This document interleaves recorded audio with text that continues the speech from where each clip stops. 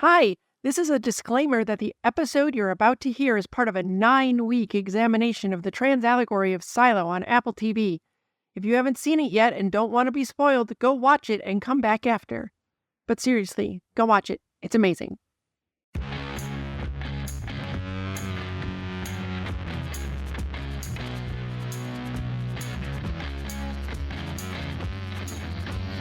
Welcome to Tilly's Trans Tuesdays. Here we are, finally at the end. It's part 9 of the unintentional Trans Allegory of Silo.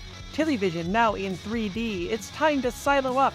Everything's been leading here, and the ending maybe isn't what you think it is.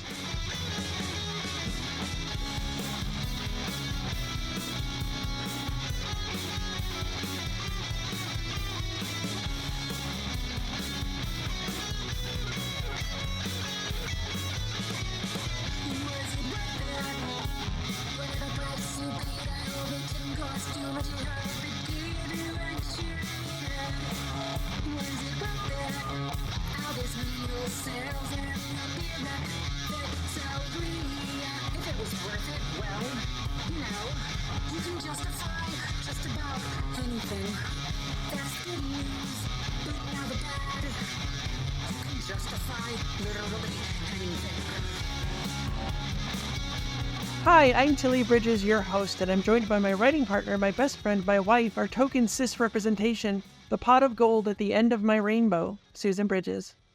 Hello. You don't clink like coins, though. No. Really. You could try. I could try clinking? No? No. No, she's not feeling it. I'm not. And once again, our returning discussion partner, the sagacious Samantha Cuddy. Yay! So happy to be here for episode 9, The Rise of Tillyvision, now in 3D. All right, so let's talk about episode 10, the season finale. Sims gets a message from a raider that Billings tried to get into Juliet's apartment. He asks Billings why he went there. Billings says he thought if he could figure out why Juliet wanted to go out, he might be able to find her, but then lies and says he found nothing.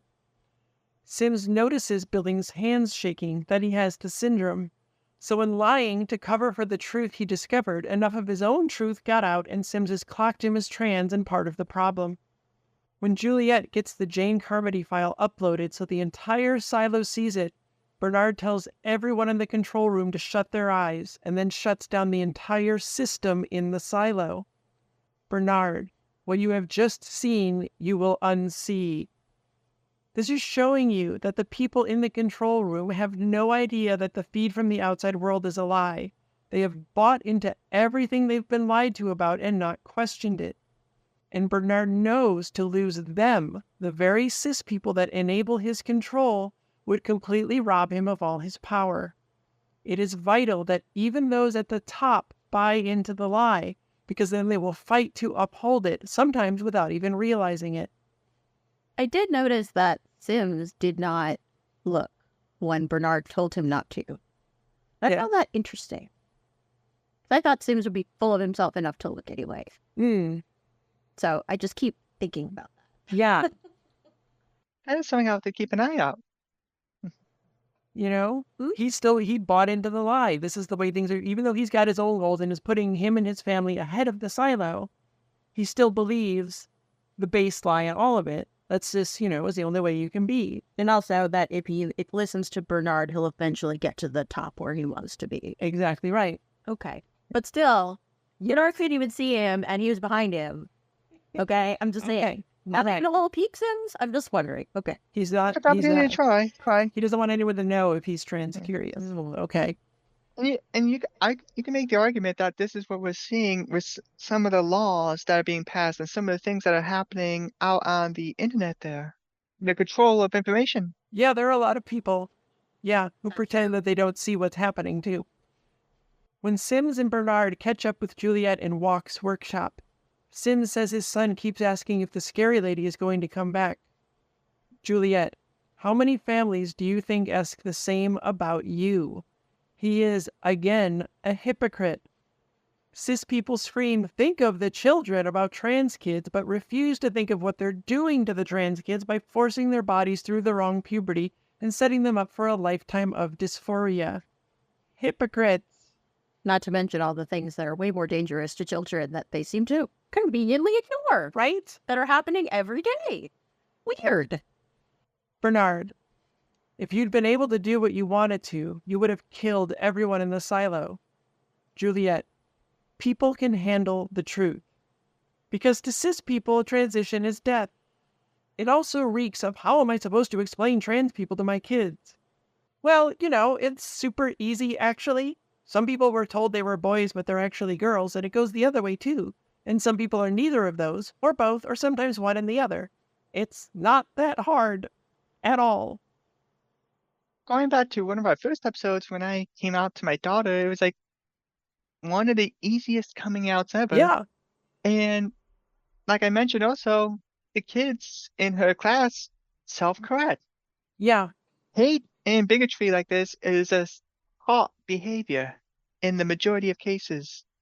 yeah, And kids are just like, okay, yeah. Kids don't hate by default. They're taught it. And so if they're not taught it, they have no problem accepting it. It's a very easy thing to explain. Just like telling them why some people have red hair and some don't. Why some people are left-handed and some aren't. It's just the way people are. Bernard, I wish I shared your optimism. Oh, the lies again. Because to share her optimism means he'd be okay with people learning and accepting the truth, but he's not, because they're a threat to his control. He smashes up the drive. His deal for Juliet to save her friends from punishment by association is that she needs to stop saying she didn't ask to go out and waive her right to a hearing. She takes the deal because she doesn't want life to be harder for the people she cares about. Up she goes in shackles. She looks at the spot where George fell. The spot he landed looks like a cage, but the impact broke it open. His fall broke the cage. Juliet knows now freedom awaits. Juliet walks up the staircase and everyone stares.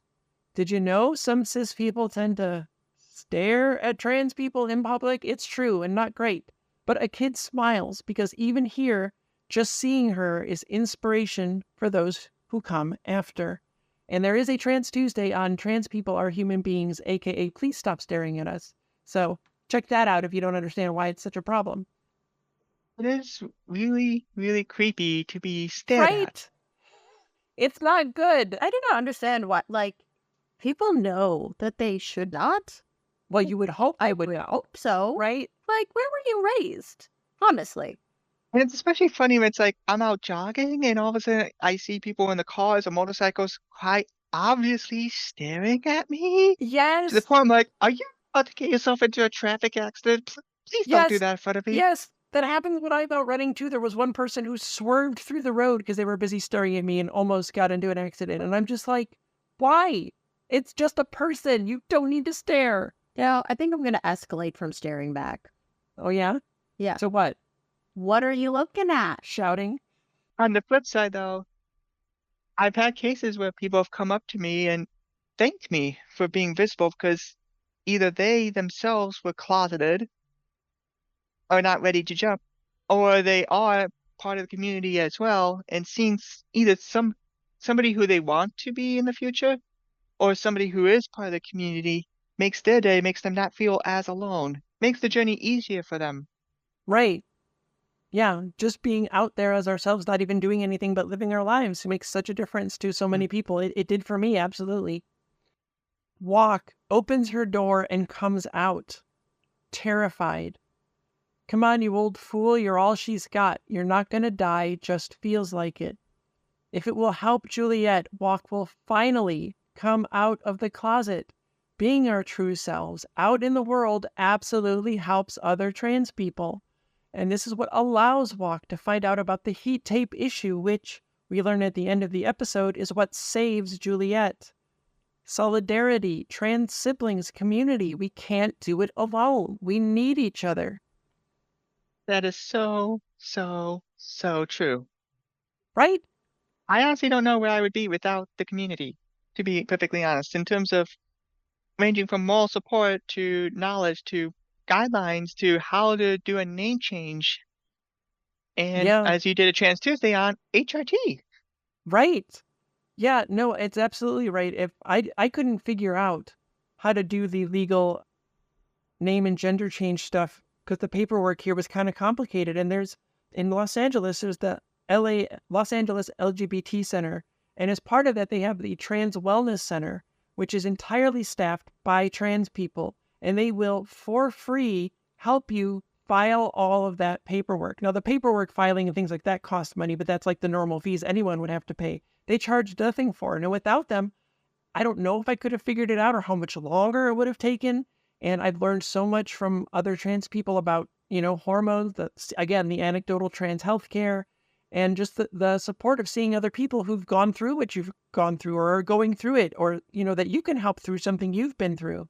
Without any of that, it would be, I don't know where I would be. I would be so lost. So it's absolutely vital. In the footage of George's death, he escapes a guard and threatens to go over the rail. George, you were ordered to take me alive, right? So I could be tortured until I gave up the hard drive and the people I worked with. And so over he goes. He gave his life for the truth, for the cause. He sacrificed himself so that those who came after would have a chance of realizing their own truth. Trans rights are where they are now, in half of this country anyway, because of the trans people who came before us, who marched and protested and fought for themselves and for us. In the control room, Bernard asks how things are, and Sim says they're quiet today. Hasn't been this quiet since Holston went out to clean. Oh! Do you remember when Holston went out? They claimed the silo was full of unrest and on the verge of riots. Lies, lies, lies, so many lies. It's all been lies. Bernard tells Lucas that in recognition of his helping them, he won't be sent out to clean, but he will be sent to the mines for 10 years. You can be a pick-me and quote-unquote one of the good ones. To our oppressors, cough, cough, Caitlyn Jenner, cough. But they do not care about you. They hate you just as much as they do the rest of us, and they will toss you aside as soon as you've helped them oppress the rest of us. So glad you sold us out, Lucas. Thanks a bunch. What a gas station hot dog. Leopards will not eat my face. Absolutely will not eat my face. My face isn't as delicious as those other faces. The leopards will leave me alone. And we see that time and time again, even with everything going on right now. Right? It keeps happening. You'd think they would learn, but they don't. Billings tells his wife that Sims knows he has the syndrome. His wife. So what does that mean? Are you fired? Do we have to move? Again, caring only about how it affects her and not him. The cis grief of it all is infuriating. But he says they're going to grant him an exemption. Billings is cooperating. He will continue hiding his transness from everyone he can, and he sold us out just like Lucas for a promise of an exemption. They don't care about you, my guy. Thanks for nothing. It kind of reminds me, too, of, like, all the horrible anti-trans laws getting passed, and it's like there's this really small group of activists flying the same 2 or 3 detransitioners all around the country. Yeah. Because there simply aren't that many people. No, there aren't. So they just take the same 2 or 3 people. Oh, by the way, they don't care about you either. Yeah. Yeah. So it's just gross. It is gross. Billings goes to see Juliet with Bernard. Bernard, I want you to know I take no pleasure from this, any of it. Juliet, so quit. But he won't. It's hollow. This is the same bullshit her dad did. I don't hate trans people. I don't want to oppress you, but look, I have to vote for Republicans so my taxes are lower. We can still be friends even though I'm stepping on your neck, right? Don't be mad at me. You're so rude. Oh! Bernard, I think about quitting at least once a day, but I don't want to burden you with my troubles. Oh, he's so magnanimous and he's the real victim here. Calling out transphobia is the same as being transphobic. Both sides. Fart noises. I couldn't make them, but I'm not going to. No. Okay. Bernard, your troubles started at conception. Your parents weren't supposed to have children, but accidents happen. There it is. People like her mom, an egg, a flame keeper, a gender non-conforming person should not propagate their ways. Bernard, every human life has value. Lies! Do you know what Juliet is? A human life. He doesn't mean every human life. He means some human life, the ones he cares about. Nobody else is important. It's the same shit Sims was saying. Bernard, you've been of great service to the silo, but once you became sheriff and you started to look into Wilkins' death, Juliet, I outlived my usefulness. Once you're no longer useful to upholding the cis status quo, out you go. Bye. Juliet lays out the truth. If this place needs the death of George and Johns and Marnes and the sheriff and his wife, there's something very wrong with this silo. And you know what? I don't want to be of great service anymore. F you, transphobes. Juliet says she won't clean. Bernard says nobody intends to, but always does, as the founders saw in their infinite wisdom. As her last request, Bernard gives her Holston's badge. She flips it over and looks at truth scratched in it. This is it. Bernard takes out the smashed parts to Drive 18. The disc is damaged but intact. His show of destroying it was just that, a show. Whatever info is on there, he's keeping it for himself.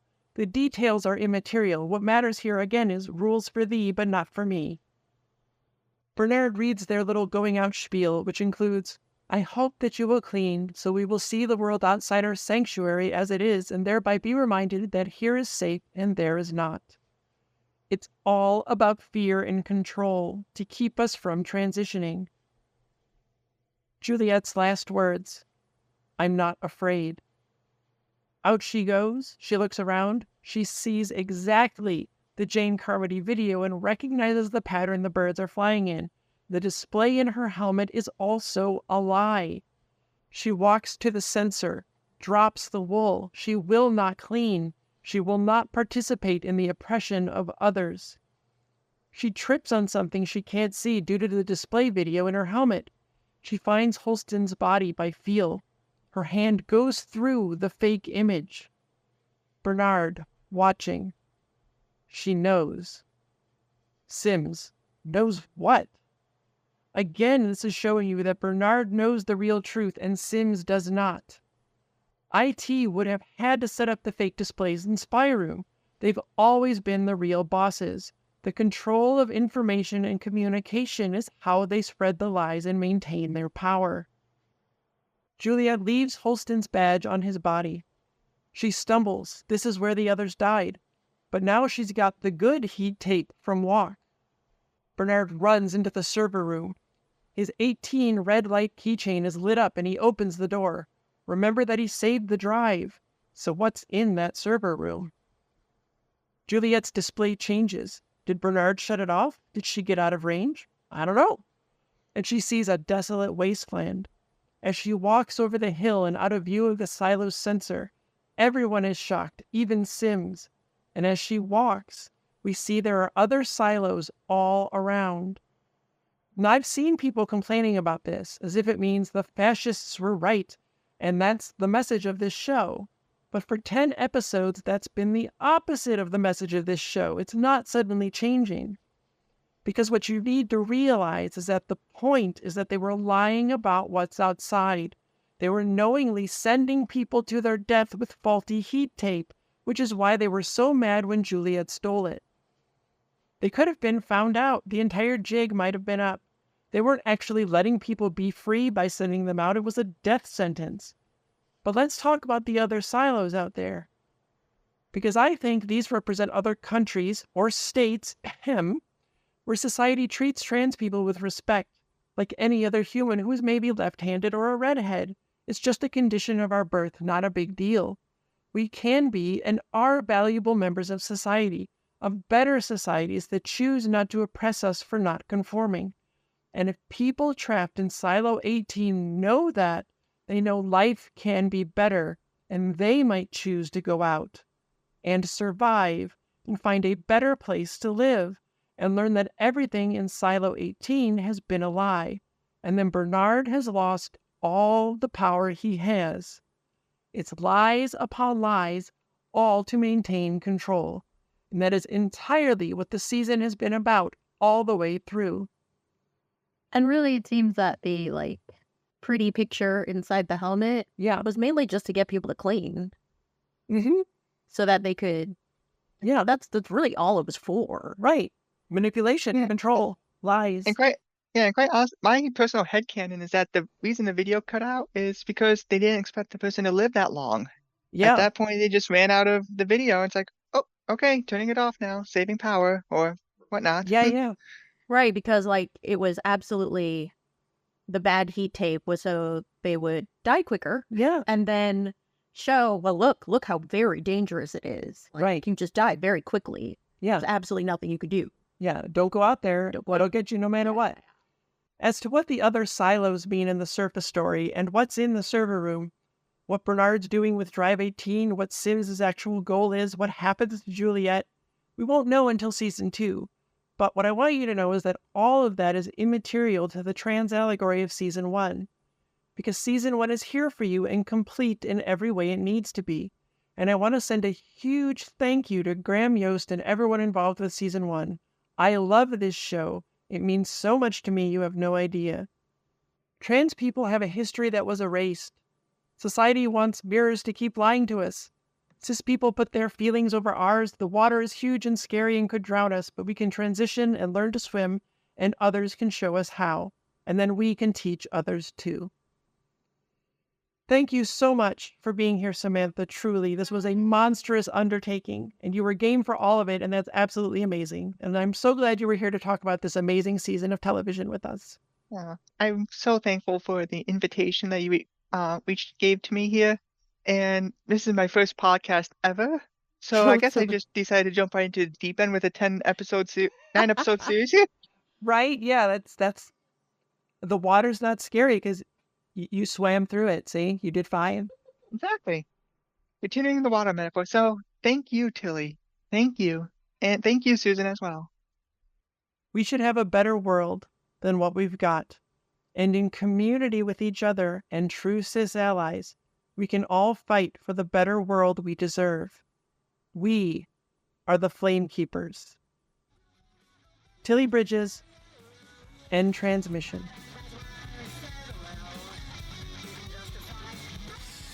Tilly's Trans Tuesdays is hosted by Tilly Bridges and Susan Bridges, with audio editing and sound mixing by Jillian Morgan. Special thanks to Daisy and Jane for the use of Sorry Not Sorry as our show's theme music. Please stop by and show your support at daisyandjane.bandcamp.com and soundcloud.com/daisyandjane. You can find me at Tilly Bridges on Twitter and Hive, on Mastodon at tillybridges@mastodon.social, at facebook.com/TillySBridges, and on Insta at HeckYeahTillyBridges. And you can find Susan on all of those at Susan L. Bridges. The Google Doc and social media versions of this week's topic and all past topics are available at tillystranstuesdays.com. For more information, visit pendantaudio.com. Thanks for listening.